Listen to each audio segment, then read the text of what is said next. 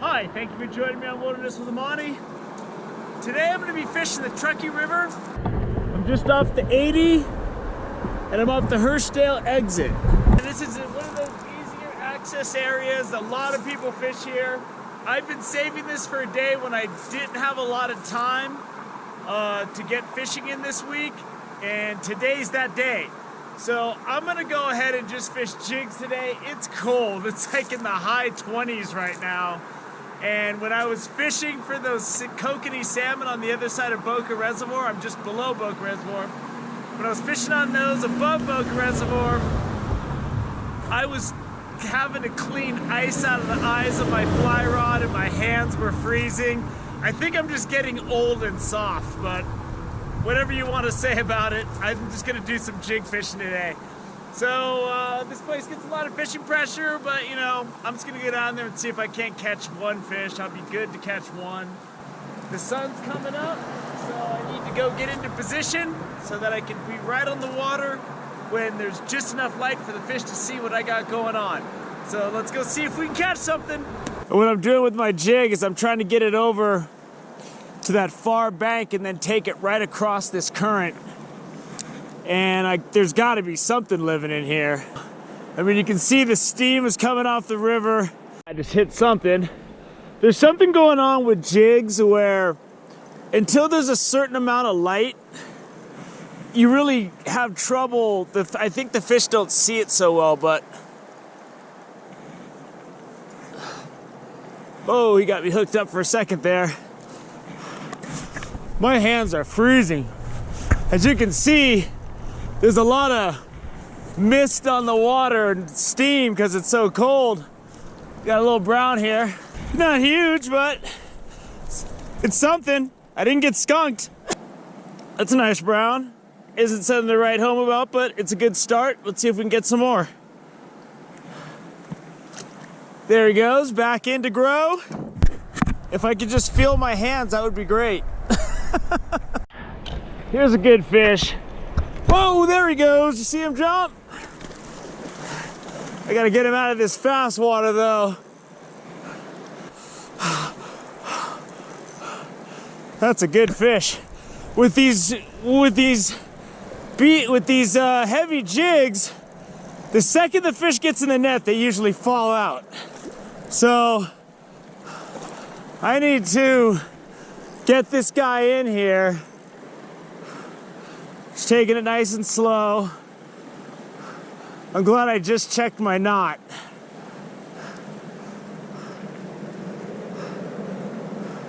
Oh man, this fish is, I like that he's swimming upstream because he's helping me.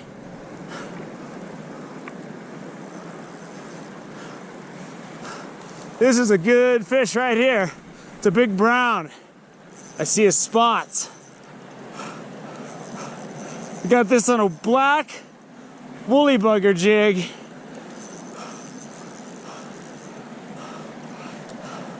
There he is.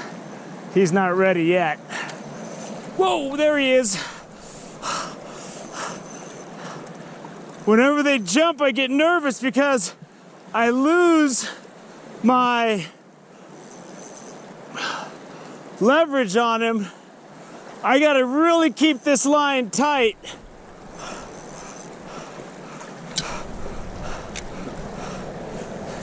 I gotta get him off that rock.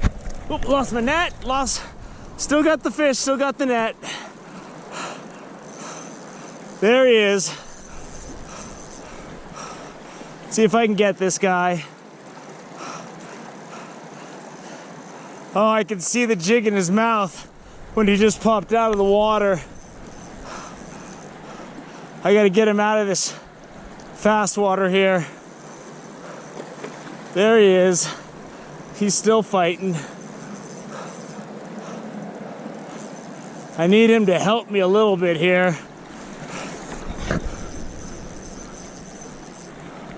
Where is he? That is a big brown trout right there, boy. Oh, he came out. He came out. Oh. The jig fell out of his mouth. It's in the net. But take a look at that brown. That's gotta be over 20 inches, man. I'm kind of letting him breathe and recoup in the net. There he is. Look at that brown trout. Look at that boy. That is a nice fish. Let's get him back in the water. I'm gonna let him breathe a little bit in here. Go on home, buddy. Woo. There he goes. He just shot off like a rocket. So there's a bird's eye view of the river that I fished. I stopped at the bridge down there. So I just kind of fished a limited section. What a morning, what a fish. I mean, my hands were so numb when I caught that big brown. But I mean, I'll risk doing a stream side emergency frostbite surgery with my buck knife to land a fish like that. So it was funny, it was so cold, my feet were numb, and I would get in the water, and that's what would thaw out my feet. So that's how cold it was this morning. That was a great day jig fishing. That brown was awesome. That was like an awesome fish to catch. And in a stream, there's something about catching a fish like that in a stream that just makes it even better. If I could give some tips, when you're fishing those 1/8 ounce jigs like I was fishing today, accuracy is key. Most of the big browns you see me catch and some of the other trout, I get within 2 seconds of that jig hitting the water.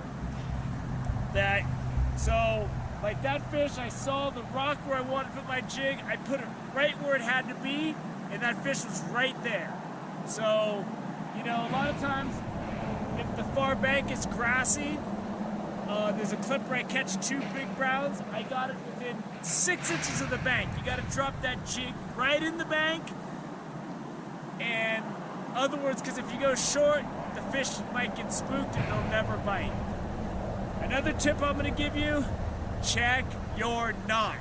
When you're popping that jig and you're ripping it and it's going over the rocks and stuff, that knot gets loose. I check my knot about every 5 casts. I checked my knot right before I hooked that big fish, and I was so glad that I did, because then I wasn't worried. I just let my drag do its job. So this is great. This is an area that I know gets a lot of pressure. There was nobody out here this morning because it was, 29 degrees and I couldn't feel my fingers. So I hope you enjoyed me catching those couple of fish, especially the big one. Thank you for joining me on Wilderness with Amani. Until next time.